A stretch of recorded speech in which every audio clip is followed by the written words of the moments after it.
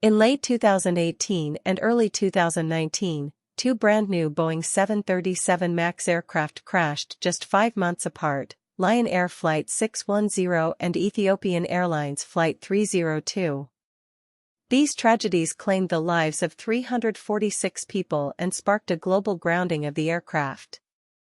For many, the immediate question was, how could this happen to a new plane from a renowned manufacturer like Boeing? Today, we're going to peel back the layers and uncover the real, multifaceted reasons behind these catastrophic failures. The Boeing 737 MAX was designed as an update to Boeing's highly successful 737 series, an aircraft that has been a workhorse of the skies for decades. The MAX was Boeing's answer to intense competition from Airbus, particularly their fuel-efficient A320neo.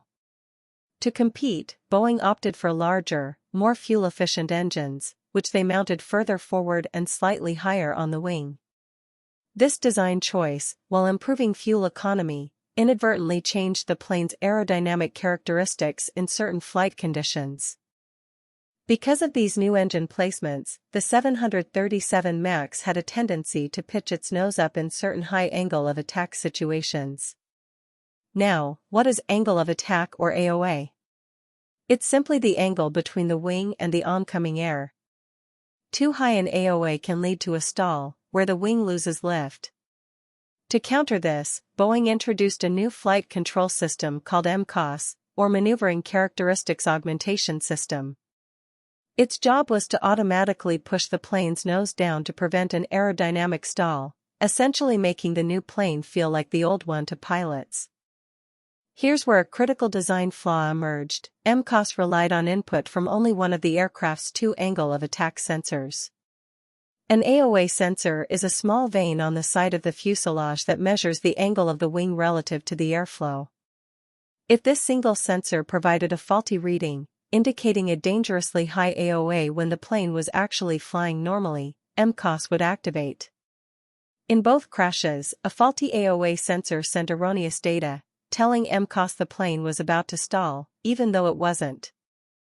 The MCOS software was programmed to repeatedly command the plane's nose down, overriding pilot inputs if it detected what it believed was a stall risk.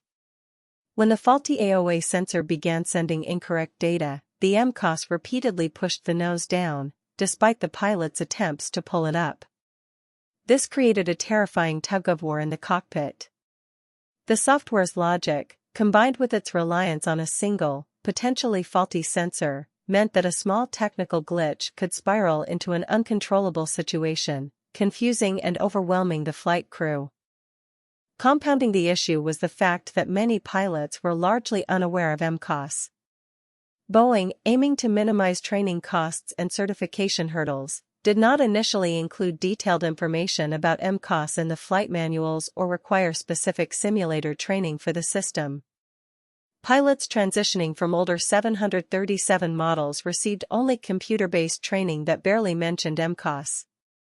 This meant that when MCOS malfunctioned, pilots were faced with an unexpected and rapidly escalating situation they hadn't been trained to recognize or effectively counter, leaving them without the necessary knowledge to respond. Beyond the technical faults, a significant underlying factor was the intense business pressure Boeing faced. The rival Airbus A320neo was gaining market share rapidly. To compete, Boeing wanted to bring the 737 MAX to market as quickly as possible and avoid a lengthy, expensive recertification process that would be required for a completely new aircraft type. They pushed to classify the MAX as a derivative of the existing 737, which meant minimal new pilot training and quicker delivery times. This commercial imperative influenced design choices and the decisions about what information pilots needed to know, prioritizing speed and cost over comprehensive safety measures. Adding another layer of complexity was the regulatory oversight process. The Federal Aviation Administration, or FAA, is responsible for certifying aircraft in the U.S. However, for years, the FAA has utilized a program called Organization Designation Authorization, or ODA. Under ODA, Boeing employees themselves were delegated authority to perform certain certification tasks, essentially allowing the manufacturer to vouch for its own designs. Investigations later revealed shortcomings in this process, with questions raised about the thoroughness of scrutiny for critical systems like MCOS, possibly due to understaffing and pressure on the delegated employees. Following the second crash, the Boeing 737 MAX was grounded worldwide for 20 months, an unprecedented move in modern aviation. Boeing undertook a massive effort to fix the MCOS software.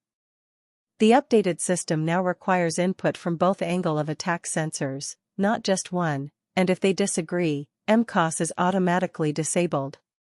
Furthermore, MCOS will only activate once per event, and its authority to pitch the nose down is significantly limited. New, mandatory simulator training was also introduced for all 737 MAX pilots, ensuring they fully understand and can respond to the system. So, what was the real reason?